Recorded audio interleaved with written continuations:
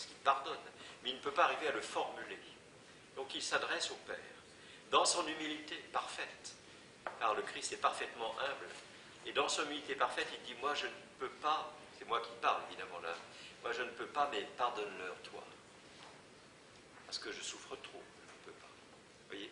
Donc c'est une interprétation assez personnelle que je vous donne là, et qui ne me semble pas complètement erronée, à cause de la grande humilité du Christ, et à cause du fait que le pardon n'est pas une donnée si évidente que cela à réaliser dans la vie.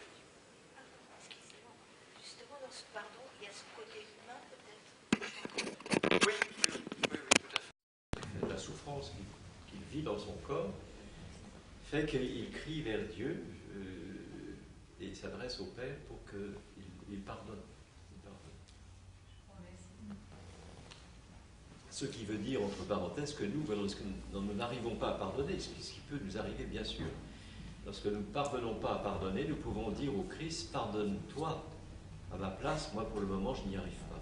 C'est déjà un très bel acte qui nous introduit dans le processus du pardon, à mon avis, presque totalement. Sinon, quel est le rapport, comment s'articule le fait que l'homme est libre, il a été créé libre par Dieu, avec le fait que l'homme doit suivre, accomplir la volonté de Dieu, ce qui peut être ressenti par certains comme une atteinte à la liberté.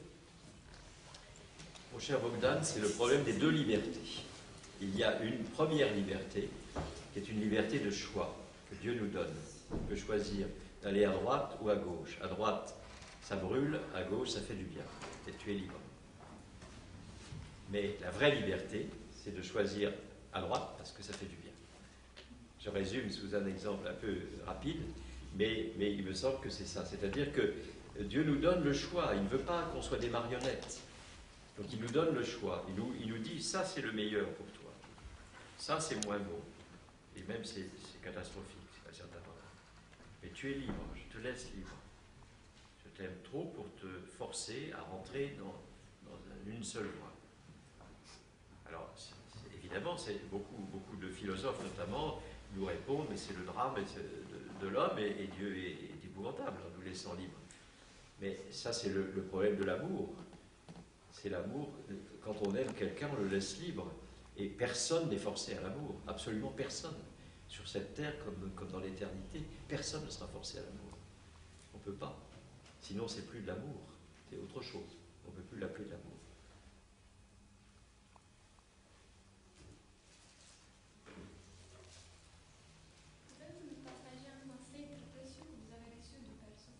Pardon, je n'ai pas entendu. Si vous pourriez nous dire un conseil très précieux que vous avez reçu de la part de Shimon Sophrony. Ah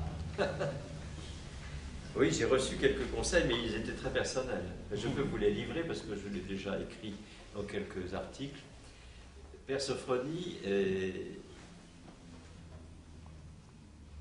m'a dit plusieurs choses. D'abord, c'est lui qui a béni le projet de la fondation de mon monastère. Donc, moi, je n'étais pas du tout désireux au départ de fonder un monastère, ça ne me correspondait pas du tout. Mais bon, il se trouve que les événements et puis le père spirituel m'ont amené à ce cheminement. Et lorsque mon propre père spirituel, qui est un fils spirituel de Père Sophrony, est allé trouver Père Sophrony en lui disant « J'ai dit ça à Père Siméon, c'est-à-dire peut-être il pourrait faire un monastère, est-ce que je me suis trompé ou est-ce qu'il faut changer, etc. » Et Père Sophrony lui a répondu « Non, dites-lui que ça ne se fait, que c'est impossible à faire, mais qu'il le fasse. » Donc ça, c'est le premier conseil. C'est impossible à faire, mais fais-le. Et il me l'a répété le lendemain dans le jardin quand je l'ai croisé. Et il savait ce projet, donc il m'a dit c'est impossible à faire, mais fais-le. Voilà. Bon. Et il a rajouté, deuxième sentence, ça ne se fait que dans les larmes et dans le sang. Alors, ce sont des larmes et du sang plus ou moins symboliques, pas toujours symboliques d'ailleurs, mais enfin, Ça fait 18 ans que le monastère est fondé, il y a eu quelques larmes et quelques gouttes de sang. Mais voilà. Donc ça, c'était les deux phrases, je dirais les deux piliers de départ que Père Sophronie m'a donné. Et puis, il m'a donné d'autres choses, bien d'autres choses, mais je ne vais pas tout vous raconter parce que ce ne serait pas bien. Mais au bout de quelques temps, après la fondation du monastère, où j'avais quelques difficultés de fondateur, c'était très dur, il y avait des candidats, des candidates qui venaient, qui étaient difficiles, enfin bon, je subissais beaucoup de souffrances. Et je suis allé dans son monastère, et il a su que je souffrais, du fait que certains étaient venus puis étaient repartis, etc. Et il m'a dit, alors il avait l'habitude de prendre son poing et de cogner comme ça ici. Quand il avait quelque chose à dire, pour que ça rentre bien, il cognait. Et alors il me disait, ah, c'est dur, hein, c'est dur, Atiet Sivéon, c'est dur. Oui, c'est dur, bien sûr, Père Sophronie. Alors c'est que c'est très bien. Voilà, c'est tout. C'est très bien. Si c'est dur, c'est très bien. Et même si il a rajouté, si tu restes tout seul dans le monastère, tu restes. Ça ne fait rien. Tu ne t'occupes pas des autres. Tu continues. Donc j'ai reçu des phrases de cet ordre-là, et d'autres encore, bien sûr, des conseils de sagesse spirituelle, bien évidemment. Il insistait, Père Sophronie insistait beaucoup sur l'humilité, et il avait reçu ça de Saint Silouan. L'humilité, mais une humilité joyeuse, pas une humilité comme ça, voilà, hein, sous la table. Non, non, une humilité détendue. Et tous les entretiens que j'ai eus avec Père Sophronie se sont terminés par des éclats de rire, toujours. C'était un grand éclat de rire. Et quand j'ai reçu le grand habit monastique, il était mon parrain. Il était très âgé, il mourait 3 ou 4 mois après.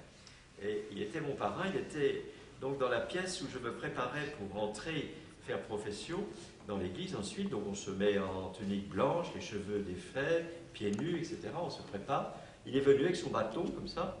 Et puis il m'a dit, alors ça c'était aussi une phrase extrêmement importante et prophétique quelque part, il m'a dit, à partir d'aujourd'hui, c'est la croix et la croix. Et j'ai dû faire une tête pas tout à fait réjouie de ce programme. Alors il m'a encore tapé comme ça, il a dit, mais ne t'inquiète pas, notre Dieu est un peu fou, il a fait comme ça, il est un peu fou, regarde ce qu'il a fait avec moi. Et nous sommes rentrés dans l'église, et il riait, moi je riais, et lui il riait, il pleurait de rire avec son bâton d'avoir dit cette phrase. Notre Dieu est un peu fou, regarde ce qu'il a fait avec moi.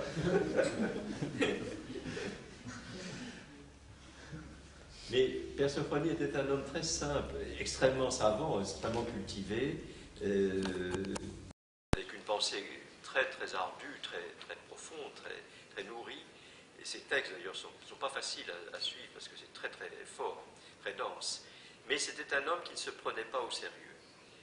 Il ne se prenait pas au sérieux. Il vous disait des phrases terribles, comme il m'avait dit, c'est la croix, la croix, la croix, puis après, rigolade pendant un quart d'heure. Voilà. Ça, c'est les vrais saints. Joyeux, joyeux dans le cœur. Et l'humour est très important dans la vie chrétienne. L'humour, c'est une nécessité. Si nous n'avons pas d'humour, nous n'avons pas d'humilité, nous n'avons pas d'amour. Voilà. Il faut avoir les deux. Amour et humilité se réjouissent dans humour. Humilité, amour, humour. Voilà. Là, vous avez tout. Voilà. C'est pas une question que vous embêtez, mais comment on explique que le Seigneur n'est jamais représenté dans une icône en Iran, par exemple? Ne rit pas dans des... Voilà. Non, on ne le représente pas parce que bon, le rire, c'est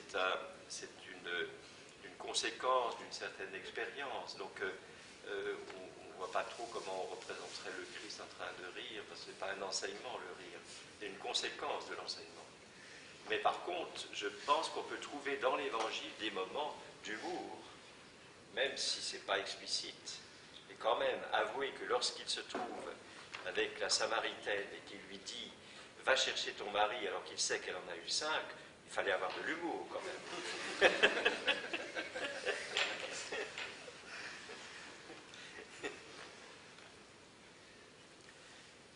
D'ailleurs, on dit que dans l'Évangile, le Christ ne rit jamais, il sourit juste n'est pas dit, mais ce n'est pas nécessaire de le dire, parce que ce n'est pas un élément fondamental de son enseignement, le rire. Il n'était pas venu pour rigoler sur la terre, je pense. Vous serez d'accord avec moi.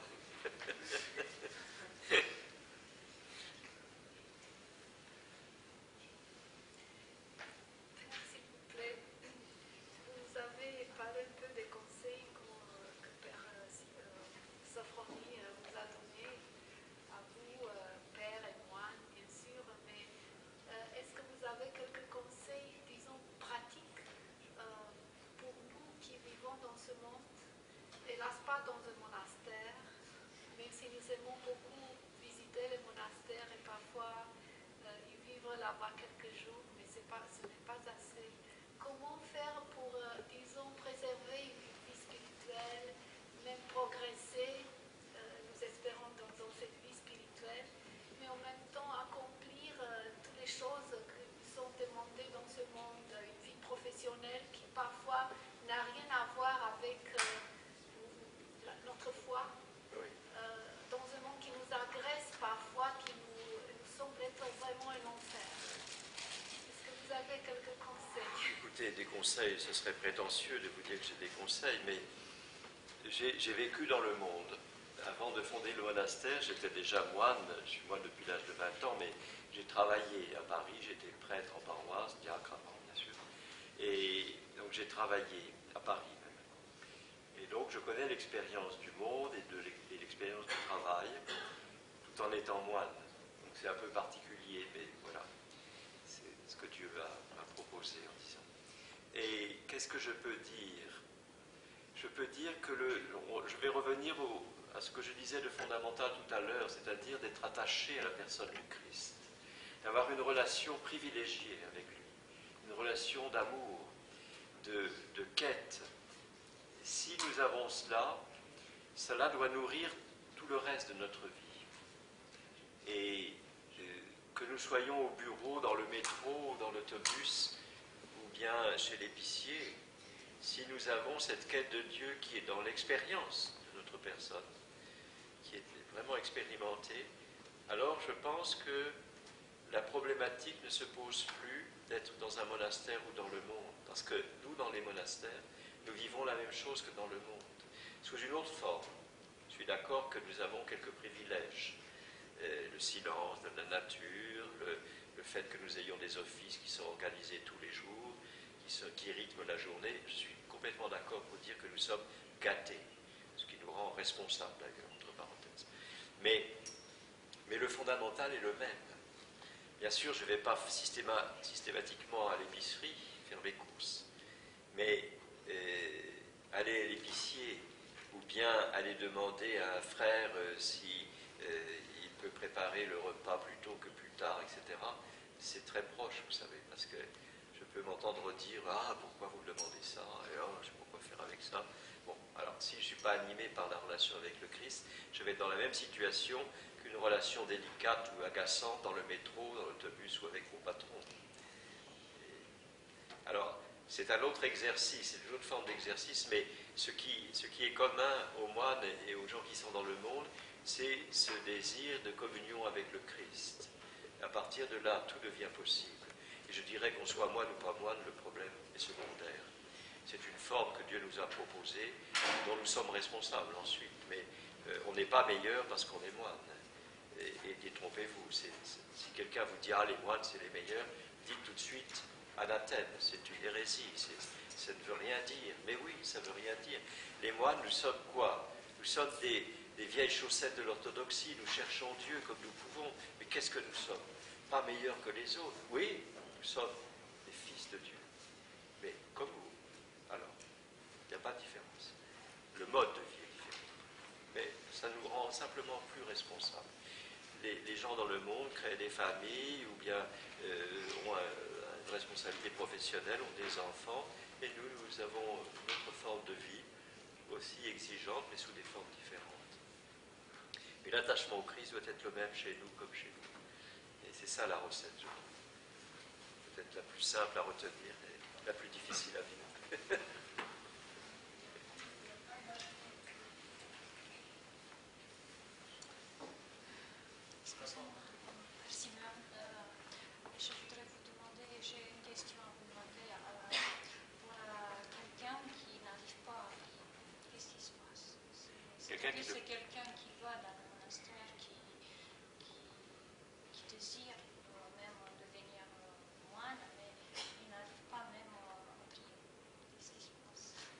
qu'est-ce qui se passe?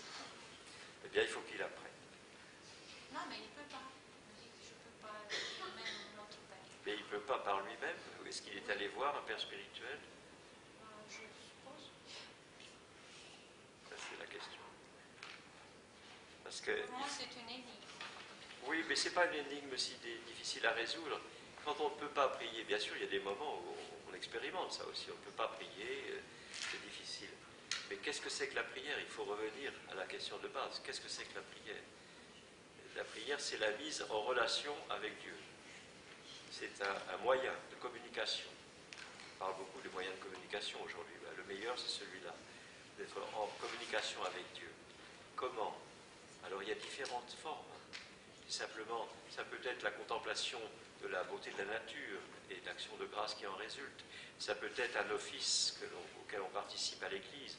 Ça peut être un cri que je pousse vers Dieu en disant « je n'en peux plus ». Si cette personne dont vous parlez dit à Dieu « je n'en peux plus » de ne pas pouvoir prier, il est déjà dans la prière.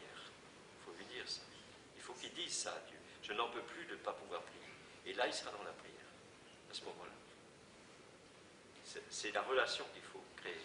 Alors, il faut débloquer qu'est-ce qui se passe, le nœud. Ça, je ne peux pas vous donner de recette idéale. Mais il faut s'exprimer vis-à-vis de Dieu. On peut taper sur la table et dire à Dieu, non, ça suffit, je ne veux plus ça. Voilà, on est dans la prière. Pas une prière douce, mais on est dans la prière. Ça m'est arrivé, hein, je peux vous dire, ça m'est arrivé. Une fois, c'était une histoire assez impressionnante parce que je devais être ordonné diacre.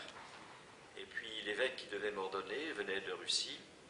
Il était d'accord pour m'ordonner, il n'y avait aucun problème, la paroisse était d'accord. Et il vient et il repart aussitôt parce que on le rappelait dans son diocèse et il ne résidait pas à Paris. Donc il part, il vient, il repart et il dit « Excusez-moi, je ne peux pas vous ordonner ». Bon, je l'excuse bien sûr. Et puis une deuxième fois, il dit « Bon, je reviens dans 3 semaines, donc je vous ordonnerai ». Il revient 3 semaines après, et là, c'est le président du comité suprême du Parti communiste qui meurt, et il est obligé de repartir. Bon, alors voilà, reparti. Là, je commence à m'énerver. Et comme je ne suis pas patient de nature, j'avais une icône, c'était à Paris que ça se passait, j'avais une icône que j'ai toujours au monastère, qui représente la résurrection et la descente aux enfers. Et c'est sur un meuble à hauteur comme ça, et j'ai tapé dessus à faire sauter l'icône en disant « Maintenant, ça suffit, si tu ne veux pas que je sois diacre, tu le dis et c'est terminé. » Et un quart d'heure après, j'avais un téléphone de Moscou qui disait « Je reviens dans 3 jours, là, vous inquiétez pas, vous êtes ordonné. » Et j'ai été ordonné. Ce qui veut dire qu'il faut être têtu avec Dieu. Ne nous laissons pas faire.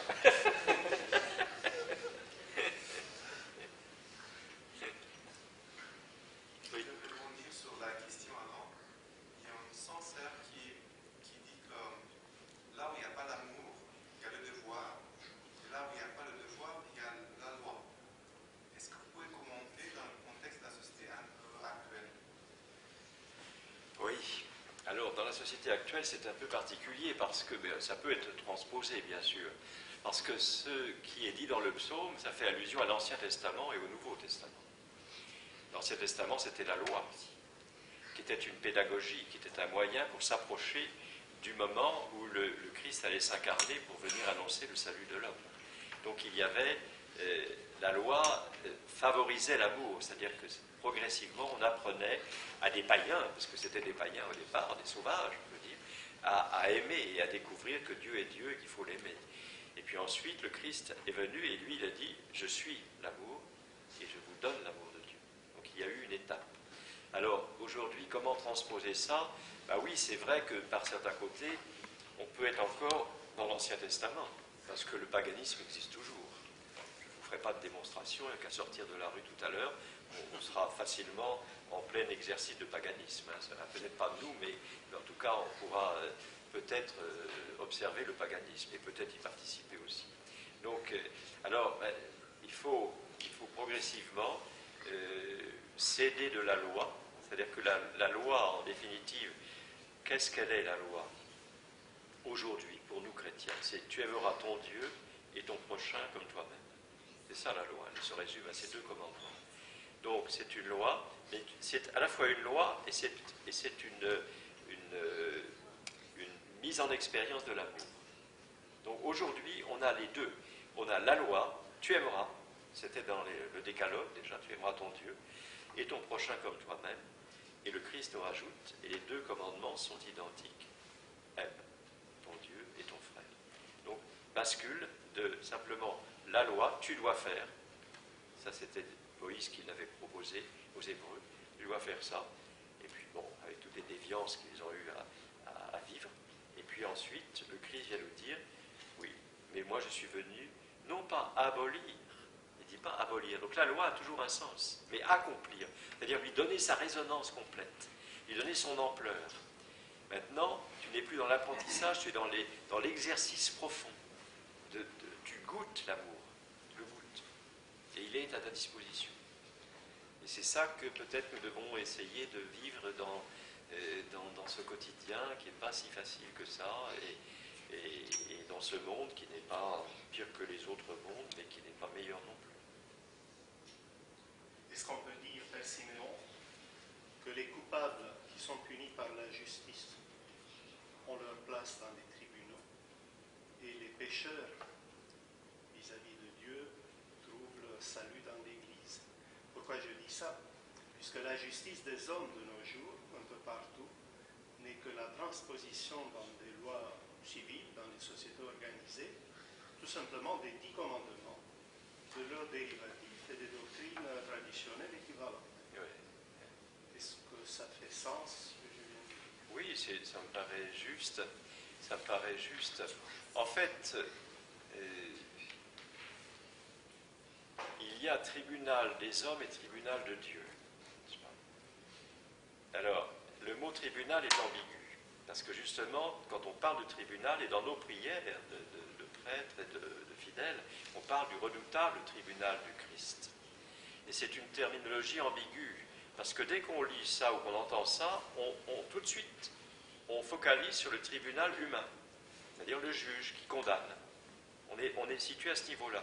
Et on fausse la relation avec Dieu, dans ce cas-là.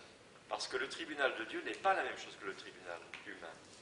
Le tribunal de Dieu, c'est le tribunal, c'est-à-dire, qu'est-ce que ça veut dire tribunal? C'est le trône, c'est le même mot.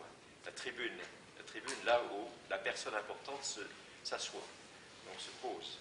Donc le tribunal, on peut dire, je suis devant un tribunal, c'est un peu ça. Bon, mais je ne vais pas pour autant, j'espère, ne pas vous avoir condamné ni jugé. Voilà. Mais le tribunal humain, il écoute, le juge écoute, les avocats, les parties civiles, etc. Ensuite, on décide et on condamne. Voilà.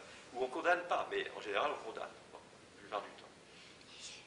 Dieu, qu'est-ce qu'il fait à son tribunal? Oui, il est sur aussi la tribune, il siège sur le trône des chérubins. Et quelle est sa sentence? De condamnation? Jamais. Miséricorde. Voilà ce qu'il nous offre. Miséricorde. C'est-à-dire, l'amour de mon cœur, de Dieu, est à ta disposition. Tu veux ou tu veux pas. C'est là ton jugement. À toi, moi je ne te juge pas, je te donne. C'est là, mon tribunal, il est là. Donc on est dans deux situations extrêmement différentes, avec 2 issues différentes, qui maintiennent la liberté, mais on peut dire, dans le tribunal des hommes sous la loi, et dans le tribunal de Dieu, dans l'accomplissement de la loi. Comme le Christ nous l'a proposé, c'est-à-dire l'amour. Plaignez. Pourtant, dans l'Ancien Testament, il y a des contradictions terribles. Il y a des moments de punition extrêmement sévères. Bien sûr, mais c'est Tout en l'Ancien étant Testament. en balance entre la justice, la vengeance, et puis la clémence et la miséricorde. Oui, oui. Mais si vous regardez Christ bien... apporte l'amour qui règle tout, effectivement, il a compris. Oui.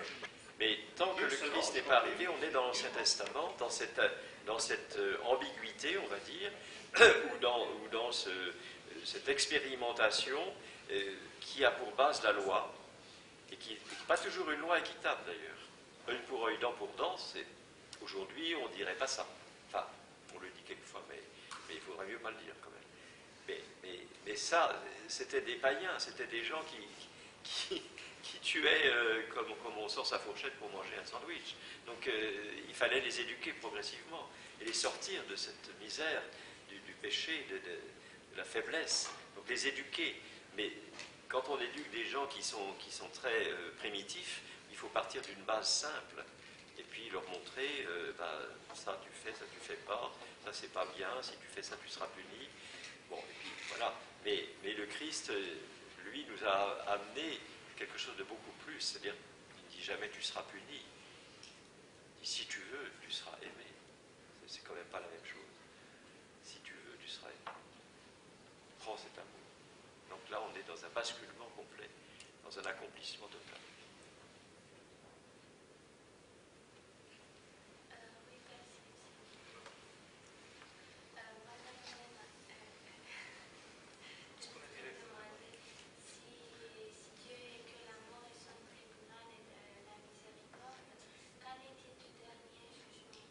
Moi, je pense aussi au psaume, parce qu'il y a beaucoup d'argent dans le psaume. Les pécheurs, ils sont punis, mais d'une manière terrible. Oui. Écrasant. Écrasante. Écrasé, oui. Alors, oui, ça c'est une question extrêmement importante et délicate. Je dirais d'abord les psaumes, c'est dans l'Ancien Testament. Je reviens à cette distinction, les psaumes c'est dans l'Ancien Testament. Même si nous les utilisons, ils ont un sens par rapport au cheminement du peuple hébreu, etc. Ce qui est du jugement dernier, c'est du Nouveau Testament, parce que ça c'est le Christ qui nous en parle. Et avec cette parabole que nous lirons bientôt, et que nous avons déjà entendue de nombreuses fois. Mais le drame, je crois, enfin le drame, le glissement vers le drame qui peut nous arriver, c'est que lorsqu'on entend ce récit évangélique, on oublie que c'est sous forme parabolique. Et on pense que c'est la réalité descriptive de ce qui va se passer. Ce n'est pas la description de ce qui va se passer. C'est un enseignement parabolique, très sémitique, donc très imagé, très fort. Le Christ a toujours voulu marquer son enseignement par des paraboles, par des phrases très très fortes, parce que c'était dans l'esprit oriental d'abord, et puis pour faire comprendre. Donc pour nous faire comprendre que nous risquons gros à tomber dans le péché sans faire attention et sans se repentir, il met en évidence une dramaturgie que les peintres, les artistes ont développée à outrance au travers de leur fantasmagorie, et qui nous ont proposé des tableaux ou des pièces de théâtre ou de musique absolument épouvantables, quelquefois très belles esthétiquement, mais sur le profond c'est épouvantable, parce que c'est pris à la lettre. C'est pas tout à fait à prendre à la lettre. C'est simplement que le Christ nous met en garde. Attention, attention, voilà ce que tu imagines, voilà le feu, les démons, etc.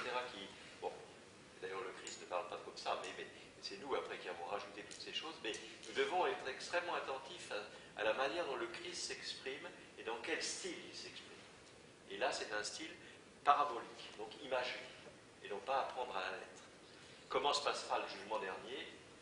On en reparlera après coup, parce que personne ne peut le savoir pour le moment. On va se donner rendez-vous, mais à mon avis, ce sera beaucoup plus simple. Ce sera beaucoup plus simple qu'on le croit. Je pense que vraiment, si tu as désiré me rencontrer, voilà, je suis à ta disposition. Je parlais du désir pendant le début de l'intervention. Nous devons être des êtres de désir, désirer Dieu profondément. Si nous le désirons toute notre vie, mais au moment où les portes de l'éternité s'ouvriront, il ne peut que nous dire, mais tu m'as désiré toute ta vie, ben voilà, le désir s'accomplit maintenant. Même si on a désiré bien mal, en tombant,